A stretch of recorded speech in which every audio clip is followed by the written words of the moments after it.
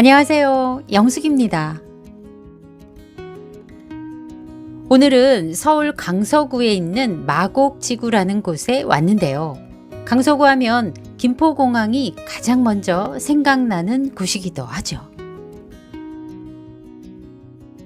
무심코 들으면 제주공항이 제주도에 있는 것처럼 김포공항이라고 해서 경기도 김포시에 속하는 것 같지만 행정상 지명은 서울 강서구에 속하고 있습니다.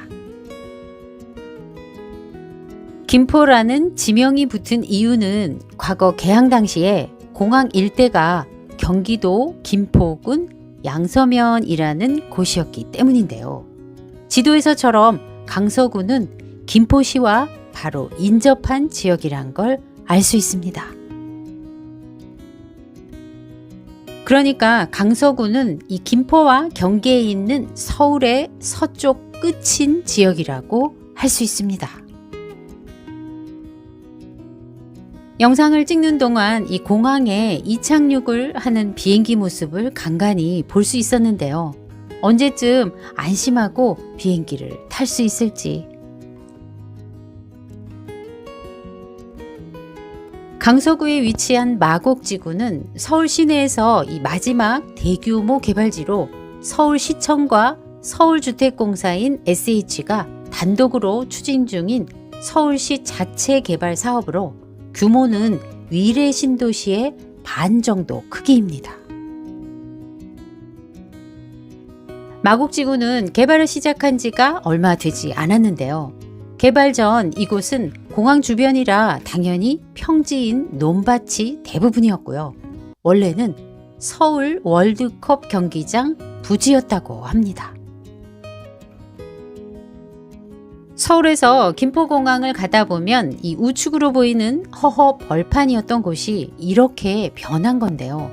서울의 마지막으로 남은 대규모 개발지라 이제 서울은 빌딩과 아파트 천국이 될 것 같습니다. 2002년 월드컵을 앞두고 난지도 쪽의 마포구 상암동으로 월드컵 경기장을 결정하면서 이 마곡지구는 대신 신도시 사업을 계획하게 됐고 난지도 주변에는 디지털 미디어시티가 조성돼 업무지구와 주요 언론 및 방송사들이 자리 잡은 지금의 모습이 됐습니다.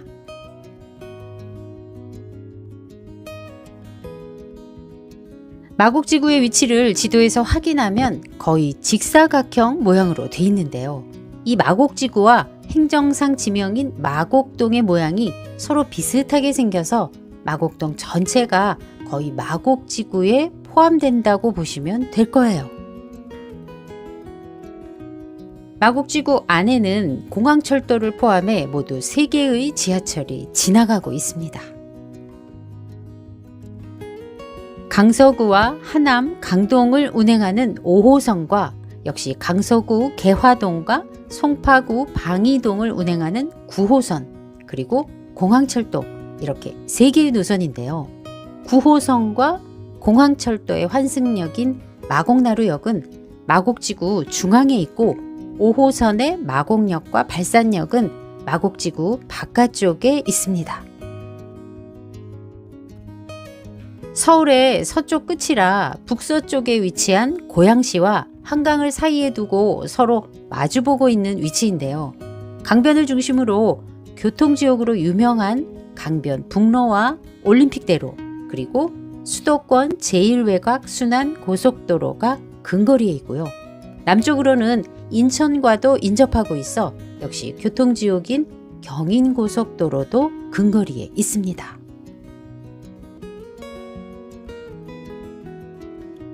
이곳은 주거지역보다는 경제 중심의 도시를 기반으로 미래지식 산업단지나 국제업무단지, 말 그대로 도시개발 사업이 중점인 곳이라 아파트보다는 업무단지 지역이 더 많습니다.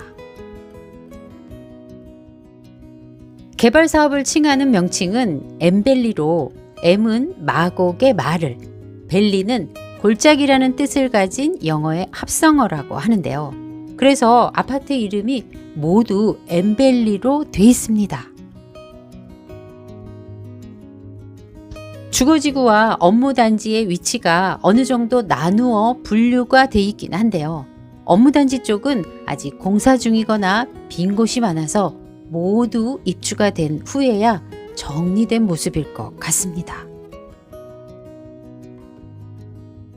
엠벨리 단지는 2014년 입주를 시작으로 앞으로 입주 예정인 단지까지 포함해 1단지부터 15단지까지 돼 있고요.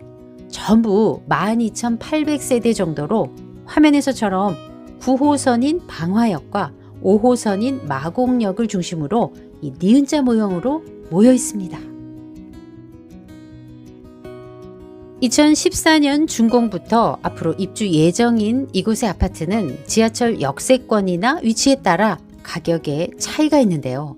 국토부 마지막 실거래 가격을 참고하면 33평 기준 평균 12억에서 14억 중반 정도로 확인이 됐습니다.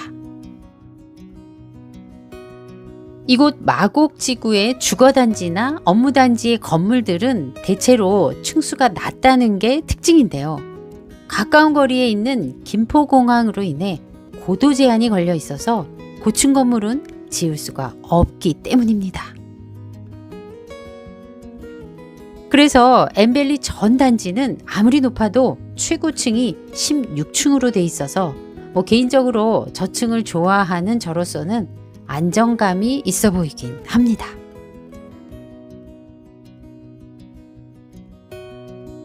업무단지의 건물들도 이 초고층 빌딩이 없는데요. 이렇게 업무단지와 주거지역이 합쳐져 있는 마곡지구는 이 비슷하게 조성된 상암지구나 판교와 종종 비교가 되곤 합니다. 규모로는 상암의 6.5배이고 판교의 5배 수준으로 제2의 판교라는 말도 그리 어색하지는 않은 곳인데요. 상암은 미디어 산업 중심이고 판교는 IT 산업이 중심이지만 이곳 마곡지구는 다양한 산업의 R&D 센터가 입주하고 또 하나 제2의 롯데타운이라고 불리는 마이스 산업 복합단지가 건설 예정에 있습니다. 모두들 이해하기 쉽게 이 영어 약자가 아닌 우리말로 풀어서 알려주면 좋으련만 이 대부분의 방송 매체에서 알려주는 현실은 그렇지 않죠. 굳이 뜻을 알아서 뭐 하겠어. 그냥 아파트 값이 오르고 교통 좋고 살기 좋으면 되지 하실 수도 있지만 그래도 이 모르는 것보다는 조금 아는 게 낫겠죠. 저도 전문 분야가 아니라 자세하고 정확한 건 모르지만 그냥 간단히 제가 알고 있는 한도 내에서만 말씀드리면 이 R&D는 연구와 개발의 영어 약자로 자연과학 기술 분야에 대한 새로운 지식이나 원리를 연구하고 분석해서 얻어진 결과물을 실제 생활에서 사용하게 하는 일이라고 합니다.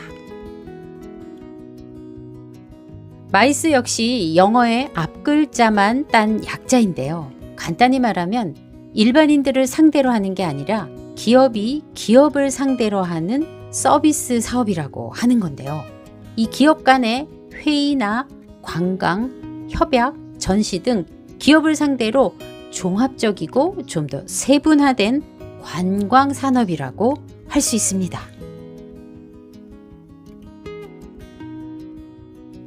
예를 들면 지난번 미국과 북한의 회담 장소로 잘 알려진 싱가포르가 이 마이스 산업의 성공적인 나라라고 할 수 있는데요. 이곳에 2019년에 개장한 서울식물원 역시 싱가포르의 보타닉 파크를 벤치마킹한 곳이라고 하네요. 보타닉 파크는 싱가포르의 최초의 유네스코 문화유산지구로 세계 최대의 난초 관람 시설이라고 하는데요. 실제 싱가포르의 160년의 역사를 가진 보타닉 공원보다는 그 규모가 훨씬 적다고 하네요.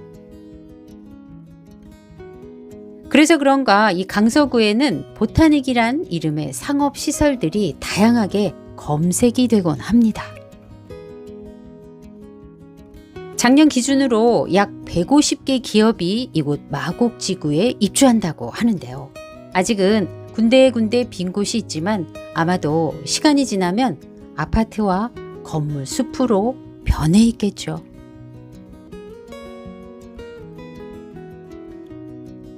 산업단지에 있는 상가를 지나가다 이전에 와플을 사러 온 생각이 나서 이곳에 온 김에 와플을 사러 갔는데요.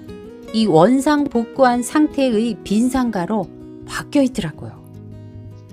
인터넷 판매도 하고 있었던 곳이었는데 몇 달 전 왔을 때도 빈 상가가 꽤 많았지만 이 와플 가게뿐 아니라 주변의 상가 대부분은 아직 비어있는 곳이 많았습니다.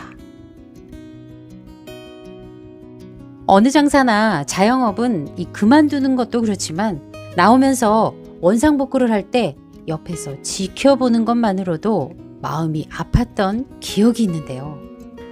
최근에는 이 권리금이 없는 빈 상가가 많아져서 또다시 자영업을 시작하는 사람들이 늘어났다고 합니다.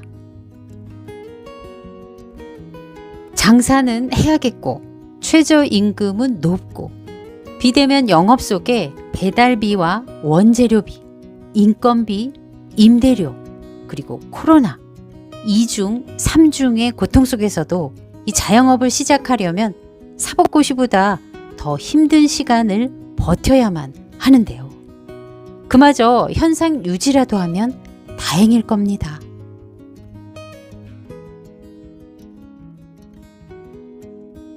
미래를 예측할 수 없는 불확실한 시대에 살아가고 있는 우리 모두는 나보다 더 많은 것을 가지고 있는 사람들에 대한 분노와 시기, 질투로 인해 무조건적인 적대감으로 나의 소중한 시간을 보내기에는 우리의 삶이 너무나 아름답고 찬란한 삶이라고 조금만 생각하신다면 저절로 웃음이 나올 거예요.